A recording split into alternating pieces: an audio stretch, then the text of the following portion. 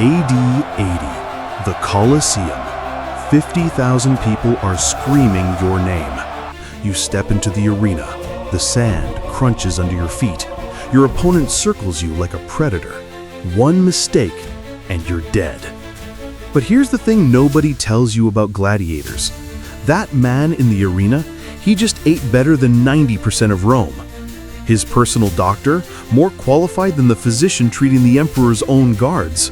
And those screaming fans, some of them are wealthy Roman women who'd pay a fortune just to meet him. You think gladiators were just disposable slaves thrown into the arena to die? Think again. Today we're exposing the shocking truth about ancient Rome's most famous fighters. And trust me, Hollywood got almost everything wrong. Let's start with something that'll blow your mind: the gladiator diet. Forget the ripped six-pack warriors you see in movies. Real gladiators looked more like heavyweight boxers than bodybuilders. Archaeologists studying gladiator bones found something weird. These fighters had incredibly high levels of strontium, a marker that shows up when you eat tons of plants. They nicknamed them hordeari, the barley men. Now, you might be thinking, wait, warriors eating mostly vegetables? Where's the protein? Where's the meat? Here's the genius part. They ate like this on purpose. Their diet was heavy on barley, beans, and wheat. Basically, they were carbo-loading like marathon runners before every big race. This gave them explosive energy for short, intense fights. But there's another reason, and it's pure survival science. That extra layer of body fat? It wasn't weakness, it was armor. Picture this. You're in the arena. A sword slashes across your shoulder. If you're shredded with low body fat, that blade cuts straight to the nerves and blood vessels. You're probably done. But if you've got that protective padding, the cut looks brutal, blood everywhere, the crowd goes wild. But it's actually shallow. You can keep fighting. The Romans accidentally discovered what modern combat sports would figure out thousands of years later. A little extra weight in the right places can save your life. And after training, they drink this absolutely disgusting concoction: vinegar mixed with plant ash.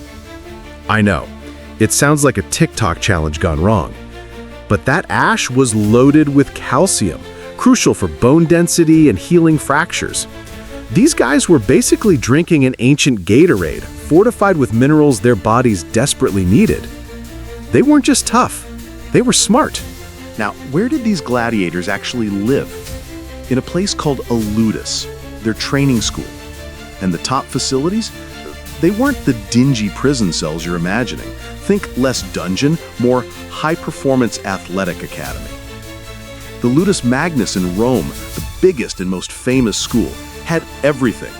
Dormitories arranged by fighter class, a full medical wing with surgeons on staff, multiple training yards for different combat styles, even hot baths for recovery. Sound familiar? It should. It's basically the ancient version of an Olympic training center. But here's where it gets fascinating. New recruits didn't just grab a sword and start swinging. They spent months training with the rudis, a wooden practice sword that was intentionally heavier than the real thing. Why? Same reason boxers train with heavier gloves or baseball players use weighted bats. When you finally switch to the real weapon, it feels lightning fast. They drill the same moves hundreds of times against a wooden post called a polis. Thrust, parry, step, pivot, again and again and again, until their bodies moved on pure instinct. The best trainers understood something we're only now rediscovering in sports science: periodization. They'd cycle through different training phases: explosive power work one day, endurance training the next, active recovery the day after. This wasn't random brutality. This was calculated conditioning. And the trainers themselves? Many were retired gladiators who'd survived decades in the arena. They knew every dirty trick, every weakness in every fighting style. One famous trainer, a man named Spartacus, was so good at teaching combat that he led 70,000 slaves in a rebellion that nearly brought Rome to its knees. Yeah, that Spartacus. The man wasn't just a good fighter. He was a tactical genius who'd been trained by the best system in the ancient world. Okay, so we've established that gladiators were well-fed, expertly trained athletes. But here's where the story gets really weird. Because there's one question we haven't answered yet. If these men were slaves, literal property, ranked at the bottom of Roman society, then why were they treated better than most free citizens? Why did emperors throw fortunes at them? Why did the richest, most powerful people in Rome obsess over them? And here's the part that'll really mess with your head. Why did some gladiators, when offered their freedom after years of fighting, turn it down? To understand that, we need to talk about the strangest paradox in Roman history. The paradox of the rockstar slave. Legally speaking, gladiators were infames, disgraced people. They ranked in the same social category as prostitutes, grave robbers, and actors. Yes, Romans really hated actors. They couldn't vote, they couldn't hold office. In the eyes of the law, they were barely human. But step into the arena, everything changed. The public worshipped them. Archaeologists have found ancient graffiti all over Pompeii with gladiators' names. Saladus, the Thrax, makes all the girls swoon. Crescens, the net fighter, catches the hearts of all the girls. These weren't criminals being punished. These were celebrities with fan clubs. Wealthy Roman women would pay massive sums just to meet famous gladiators. Some even had affairs with them, major scandals that made it into historical records. And the money? Top-tier gladiators could win prize purses worth several years' salary for a skilled craftsman. Some were given land, houses, even palaces. The Emperor Nero was so obsessed with a gladiator named Spiculus that he gave him estates and riches normally reserved for generals who'd conquered entire provinces. Elite gladiators had access to the best doctors in the empire. The famous physician Galen, basically the ancient world's top medical mind, worked at a gladiator school. He learned surgery by treating their wounds. These fighters got better health care than senators.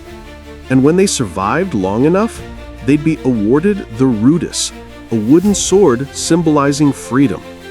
Most took it and ran, but not all. One gladiator, a Syrian named Flamma, was offered his freedom 4 times. He refused every single time. After 34 fights, 21 victories, and surviving to the age of 30, ancient for a gladiator, he chose to keep fighting. Why? Because outside the arena, he was nobody. A freed slave with no prospects, no connections, no identity. Inside the arena, he was a god. He had purpose, he had fame, he had thousands of people chanting his name. In the weirdest possible way, the arena gave him something modern psychologists talk about all the time: meaning. He wasn't just surviving, he was living. So, what were gladiators really? Were they victims of a brutal system? Absolutely. Were they also celebrities living better than most free Romans? Also, yes. Were they slaves? Yes. Did some of them have more wealth and fame than their own masters? Weirdly, also yes. This is what makes gladiators so fascinating. They existed in this impossible contradiction. A man could be property, legally less than human, while simultaneously being worshipped by thousands. He could be forced to fight to the death, yet live in luxury between matches. He could win his freedom, then choose to go back to slavery because that's where he found his identity. And maybe that's why we're still obsessed with gladiators 2,000 years later. Not because they were simple heroes or villains, but because they were complicated. They show us something uncomfortable about human nature, that we're drawn to violence, that fame can feel more valuable than freedom, and that sometimes the cage is more comfortable than the unknown outside it. The next time you see a gladiator in a movie or a video game, don't just see the sword and the sand. See the paradox. See a man who was both prisoner and superstar. A slave who lived better than kings. A fighter who could walk away, but chose the roar of the crowd instead. The Romans built the arena, but we never really left it. We just changed the sport. If this made you see ancient Rome differently, hit that subscribe button. Next time, we're diving into something even darker. How Rome turned public execution into the biggest entertainment industry in human history. Trust me, you won't believe what they did for the halftime show. See you in the arena.